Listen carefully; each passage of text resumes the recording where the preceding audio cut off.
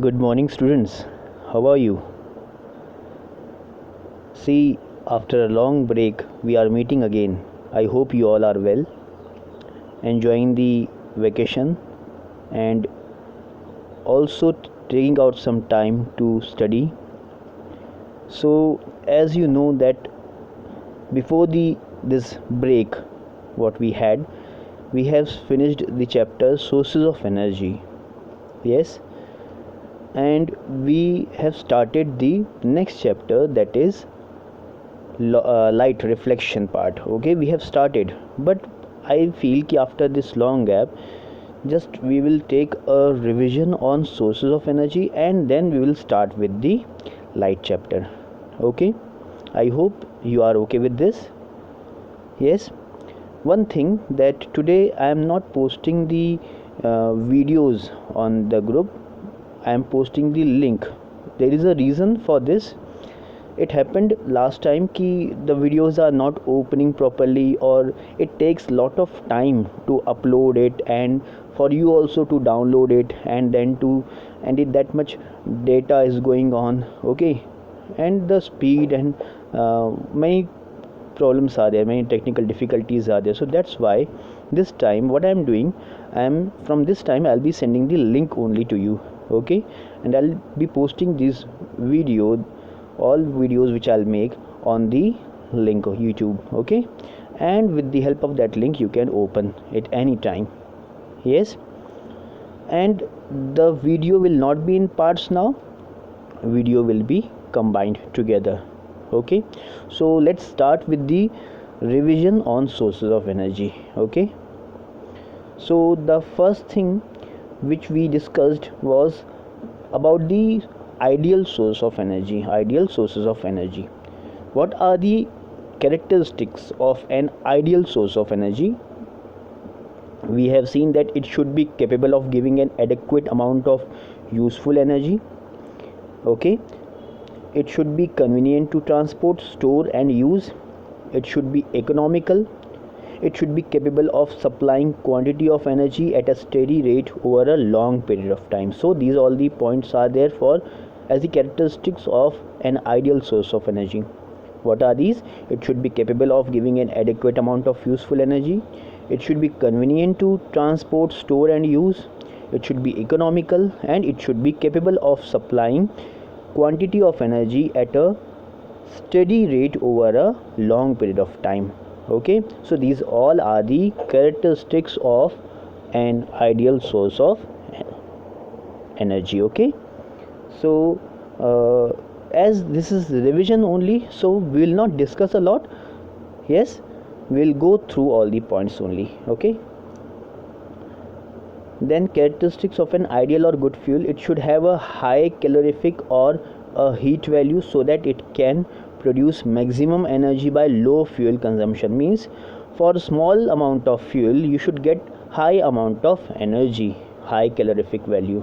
Okay, this is the first characteristic of an ideal or a good fuel. Next is, it should have a proper ignition temperature so that it can burn easily. Yes, means sometimes it happens that when you try to ignite the wood, okay, so it takes lot of time, smoke is coming out. So these all are drawbacks actually of a good fuel. Okay, it should get ignited as early as soon as possible. Okay, then next point is, third point is, it should not produce harmful gases during combustion. Okay, it should not add to pollution. Means fourth is, it should be cheap in cost and easily available in plenty for everyone. Yes, so means it should be not a burden to your pocket. Okay, everyone, even a common man, should be able to use it, utilize it. That are the characteristics of a good fuel. Next is, it should be easily and convenient to handle, store and transport from one place to another. As we know very well that in all our houses, who is cooking the food? The ruler of the house, that is either your mother. Okay, any of the ladies are cooking the food, means they are only dealing with all these things. Yes, so it should be easy to use, it should be convenient to handle, and it should be easy to store and transport also from one place to another. So these are the characteristic of a good fuel. Next is, it should not be valuable to any other purpose than as a fuel. Because why this point is included? Because nowadays we are observing one thing, that people are using LPG cylinder in their vehicles, four wheelers. Okay, so is this good? See, LPG cylinders for vehicles, four wheelers are another ones. Okay, these normal cylinders should not be used there. But what people are doing, they are for saving some money, they are using these cylinders which are made for domestic purposes, they are using these cylinder for the commercial purposes. This is very wrong, so that's why this point is included here.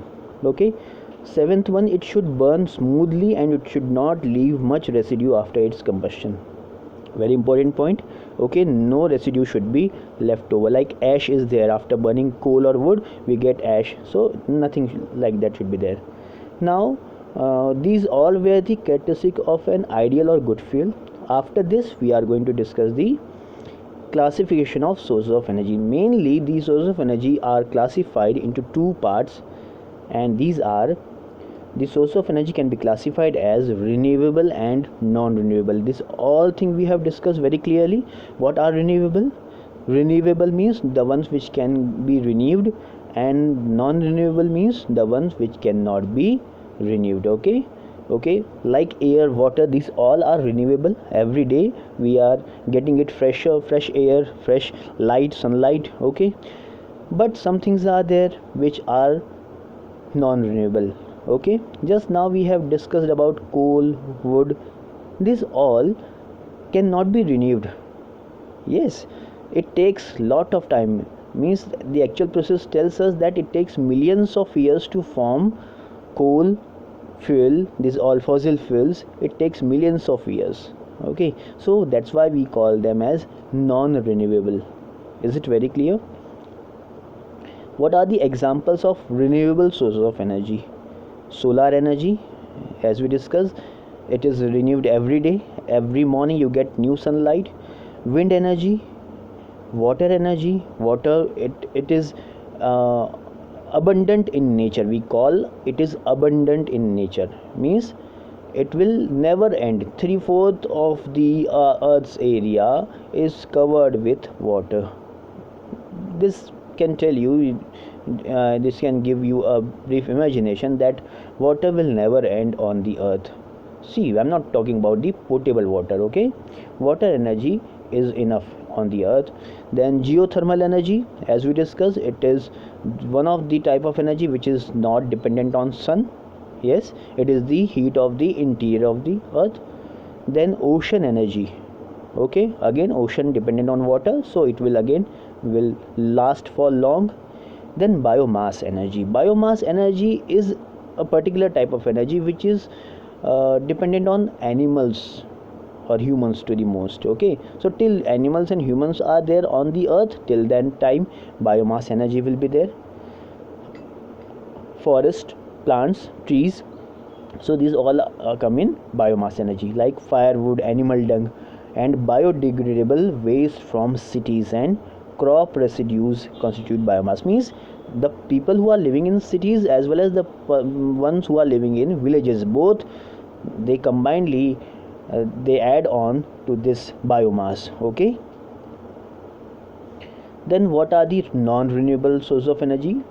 Non-renewable sources of energy are those which are exhaustible and cannot be replaced once they have been used.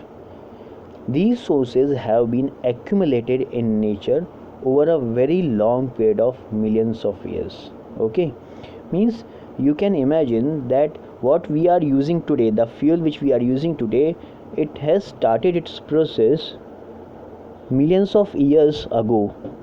Yes, it has started the process millions of years ago. Yes, is it correct? So that's why we call them non-renewable sources of energy. Okay, so these are exhaustible. What it means exhaustible? it will get exhausted one day.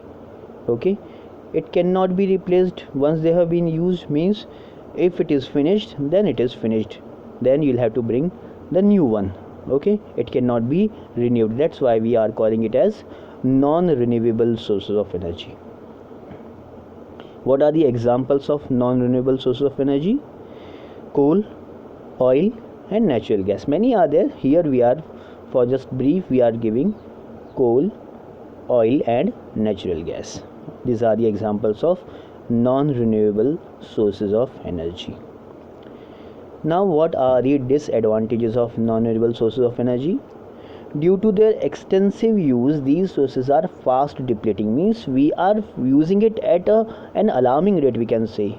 Okay, now when there were very few vehicles on the earth, that time it was considered as a luxury, but today everyone is having a vehicle of either a four-wheeler or a two-wheeler, and they don't know the importance that the fuel which they are using in those vehicles is so costly that one day if it will not be there, then they will have to sell this as a junk. Their vehicles they will have to sell as junk. Okay, because the whole life on which these vehicles are running is the fuel.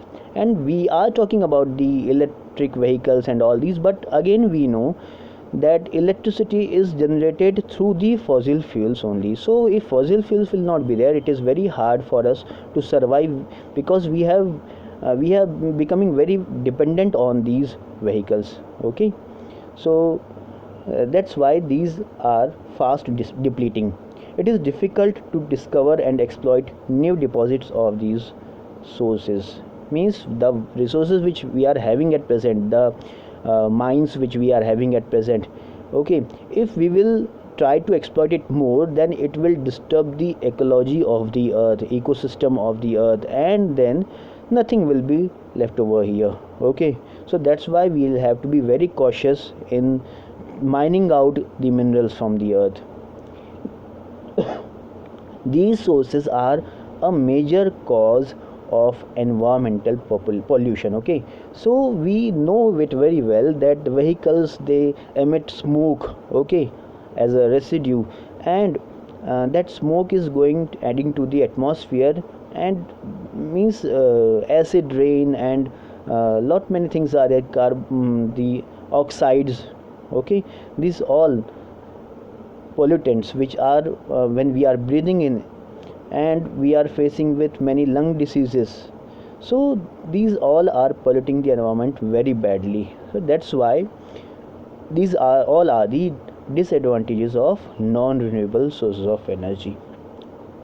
Now, one classification we have seen about the sources of energy as renewable and non-renewable. Yes, but there is one more classification of the source of energy, and that is conventional and non-conventional. See, I am not discussing here conventional, I am not showing it because we have discussed it. So what are the conventional which we were using from the years? Okay, so the ones which are present there but we are not using, so these sources of energy are called as the non-conventional sources of energy. Non-conventional sources of energy. So what are the examples of the non-conventional sources of energy? Solar energy, ocean energy. In ocean energy there are some subparts: tidal energy, then wave energy, then ocean thermal energy, okay, then geothermal energy and nuclear energy. These all are the ones which are present there from last many years, but we are not using it because we are not having the technology to use it. At present we are having, but even then also hardly solar energy is there that we are using at general level. Okay, otherwise other things we are not able to.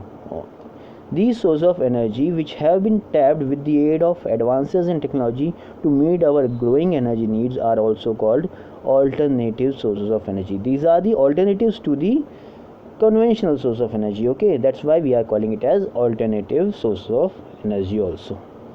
So is it very clear about the non-conventional source of energy?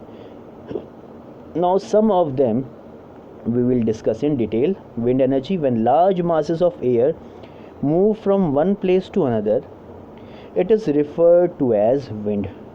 Okay, when air is moving from one place to another, that only we call as wind.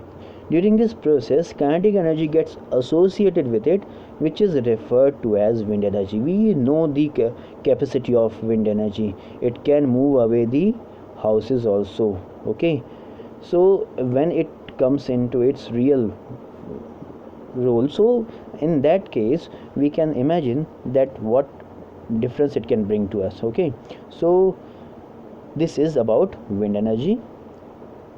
Next, advantages of generating wind energy. There are many advantages. The chief advantages of using wind energy are: it is readily and abundantly available at every place on the earth, free of cost. Okay, see, we are not paying for the wind energy. Okay, the things which are we are running, okay, with the help of wind energy, they are very costly, but for the wind we don't pay anything. Okay, it is eco-friendly. Yes, no pollution. It does not produce any kind of environmental pollution. It is a renewable source, as air itself is a renewable and inexhaustible. It will never exhaust. Okay, it is renewing every day, and it is a cheap source of energy, as it does not involve any costly investment. See, this point somewhere it is not totally correct, because the things like windmill we are discussing, the establishment of windmill or wind farm, it needs lot of investment. Okay, that's why there are some disadvantages of generating wind energy, but many are the advantages. So these all were the advantages of generating wind energy. Fossil fuels. Fossil fuels are the remains of prehistoric plants and animals which got buried deep inside the earth early millions years of ago. Okay, due to some natural processes. So we have discussed this, that how coal or how petroleum is forming, it takes millions of years to form these all. The energy of fossil fuels is in fact the solar energy which was trapped by natural process. So indirectly this is the sun's energy, okay, which got trapped inside. Even whatever food we are eating, again it comes from the solar energy. That's why we call the sun as the ultimate source of energy. Okay, the great grandfather. That's why, okay, even earth has formed out of sun only. So that's why we all are dependent on sun, but it is the captured energy, we can say, inside the plants and animals. Coal, petroleum and natural gases are fossil fuels. We have discussed this. Now what are the disadvantages of fossil fuels? The fossil fuels are non-renewable sources of energy, and once used cannot be renewed. Okay, so this is the first and the very important disadvantage of fossil fuels. Burning of fossil fuels causes air pollution. The fossil fuels reserves in the earth are limited and may get exhausted soon. So this is again one of the disadvantage. Okay, they are very limited, and because the rate at which we are using it is very fast, so and the generation rate is very slow, that's why it will not meet. At one point it will not have any of the fossil fuel left for the use. Okay, then solar energy. Now here I would like to take a break. What we'll do in this break time, we'll go back and we will just ponder on what we have learnt. Okay, so you will also get some break, because continuously you are hearing this. So this was the first slide, just read it. Okay, so you will get.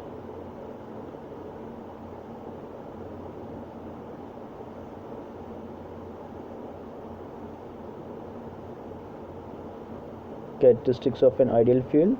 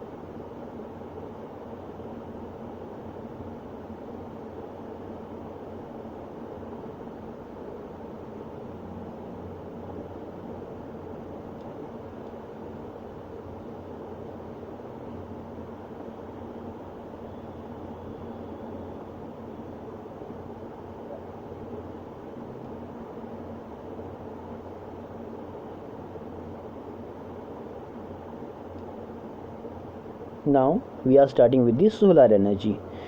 The energy produced by the sun in the form of heat and light energy is called as solar energy. Solar heating devices, a device that gets heated by absorbing solar energy radiation radiated by the sun in the form of heat and light energy, is called solar heating device. Examples: solar cooker, solar water heater, solar furnace, and solar cells. These all are the solar heating devices. Solar cooker is a device which utilizes solar energy for cooking food material. Okay. What are the limitations? It cannot be used during night time, and on a cloudy day it cannot be used, and the direction of the reflector has to be adjusted. It cannot be used for making chapatis, and it cannot be used for frying or baking purposes. Okay, these are the disadvantages or limitations of solar cooker. Then hydroelectricity. When the water flowing in a river is stored in a high-rise dam. Now, high-rise dam, why? Because what we are doing, we are converting the potential energy of the water into the kinetic energy. Okay, so the water rushes down with a great force. When it is coming down, it gets converted into kinetic energy, which can be utilized to drive large water turbine. So we know that in all the processes related to the water, what we are doing, we are rotating the turbine. Yes, even in the generation of electricity in the thermal power plant, the same process is working. These turbines are connected with electric generators, which one student have asked one question, that turbines and generators are same. No, turbines are connected to the generators, okay, which generate electric current. The electricity generated in this process is termed as hydroelectricity or hydel power. In fact, the process involves the transference of potential energy of the water into kinetic energy and then into electric energy. Okay. Advantages. The main advantages are: it is readily and abundantly available everywhere, free of cost, it is eco-friendly, and does not produce any kind of environmental pollution. It is a renewable source, as water itself is a renewable and inexhaustible resource. It is a cheap source of energy, as it does not involve any costly investment. So these all are the advantages of generating hydroelectricity. Now we know that in that way only the energy from water, in that we have seen about the ocean, about the tides. Okay, the oceans acquire about almost 71% of the on the surface of the earth, and the enormous amount of water present in them not only act as a big collector of solar heat energy, but also stores large amount of it due to its high specific heat. Thus ocean water can be used as renewable resource of energy. Now limitations are there. Just read the limitations.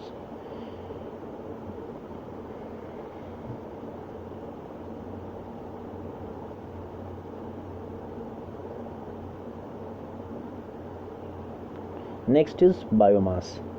Biomass is defined as living matter or its residue and is a renewable sources of energy. The biomass includes all the new plant growth, agriculture and forest residue like biogas, bark, sawdust, wood shavings, roots, animal droppings, etc. Okay. Then carbonaceous waste like sewage, garbage, night soil, etc. Then biodegradable organic effluent from industries. These all comes under biomass. Geothermal energy, we have discussed. In the name only it tells us geo means earth and thermal means heat. The heat of the earth is the geothermal energy. Okay, the geothermal energy is the heat of the earth and is the naturally occurring thermal energy found within the rock formations and the fluid held within those formations. Geothermal energy is one of those few sources of energy that do not come directly or indirectly from the solar energy. Then the next is nuclear energy, a reaction in which the nucleus of an atom undergoes a change to form a new atom and releases an enormous amount of energy is called as nuclear energy. There are two distinct ways of obtaining nuclear energy: nuclear fission and nuclear fusion. Okay, nuclear fission, combining, fission means, okay, this type of nuclear reaction was first of all reported by Otto Hahn in 1938. He stated that when an unstable heavy nucleus is bombarded with slow speed thermal neutrons, it splits into two small stable nuclei. by liberating an enormous amount of heat and light energy. So fission, breaking down, and fusion means combining these. Now about nuclear fusion reaction. This type of nuclear reaction was first of all reported by Hans Bethe in 1939. The word fusion means to combine together. So nuclear fusion means combining together of two or more nuclei to form a single nucleus. See, nuclear reactions are means as compared to the fossil fuels, they are very economical, we'll say. Okay, the rate at which they generate the energy is very high, but the thing is there are many limitations. What are the advantages? It produces a large amount of useful energy from a very small amount of nuclear fuel.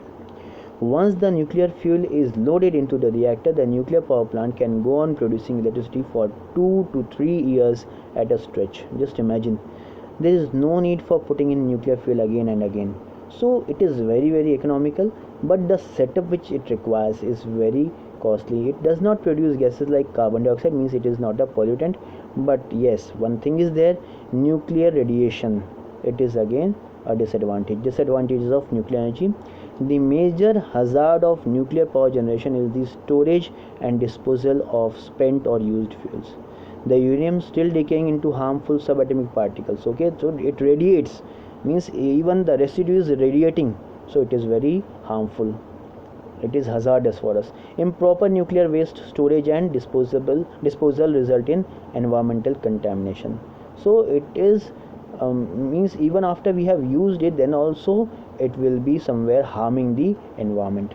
There is a risk of accidental leakage of nuclear radiation. It happened in Japan. I told you that a nuclear reactor, the walls got broken because of the tsunami. Okay, and they demolished it afterward, because it is not hazardous for that nation or that country only, but the nearby countries also. Okay, the high cost of installation of a nuclear power plant. So this is the biggest disadvantage, that it requires very high cost investment.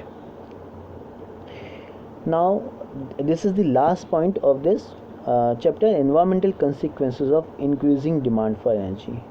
What we will face if what the rate which we are using the energy, if we will continue to use it in the same way, so what we are going to face in future. The combustion for fossil fuel is producing acid rain and damaging plants, soil and aquatic life. See, we are not worrying because it has not started damaging us. Okay, the day it will do, then we'll come to know that how hazardous it is. The burning of fossil fuels is increasing the amount of greenhouse gas, you know about the ozone layer and all. Yes, the cutting down of trees from the forest for obtaining firewood is causing soil erosion and destroying wildlife. So see, we are now, because of all this civilization, we have started living in the cities or villages. Okay, we have left the forest, but we have totally not having any thought that from where we started, we also used to live in forest only. Okay, and now because we got civilized, so we are not caring for the animals or the wildlife living there. The construction of hydropower plants is disturbing ecological balance, I told you. Okay, nuclear power plants are increasing radioactivity in the environment. So there are the positive as well as negative points for all the things, but the only way, still today, I'll suggest you that you cannot, as a child or as a student or as a human being, you cannot create or generate energy. What you can do, you can save energy by generating a particular megawatt of electricity. What you can do better than that if you can save that much electricity by making some fuel, manufacturing some fuel. Okay, you know that it takes millions of years to form that much fuel. Better what you can do, if it is not needed, if you are going to nearby place, then why you should not walk, why you should take your vehicle with you. Okay, and cycling is the best thing, I think. So that's why I suggest that we have studied this chapter very well. We came to know about the alternative sources of energy, the fossil fuels, all conventional, unconventional, but the thing at the summary is that we will have to save energy better than generating energy or finding out the alternative sources of energy, because whatever alternative sources of energy are there, okay, it requires lot of investment, lot of setup, okay. So better than that, if the same fossil fuel if we'll use at a rate at which it is convenient for all of us, then it will be good, okay. So I think with this we'll stop here. Yes, about the revision of source of energy. Now in the next part, okay, in the next period we'll start with the reflection of light, okay. I request that I have provided you the PDF file of reflection of light, so just go through that so that it will help you to understand the things, okay. You just go through the slide again and this video again and revise it, okay. Thank you.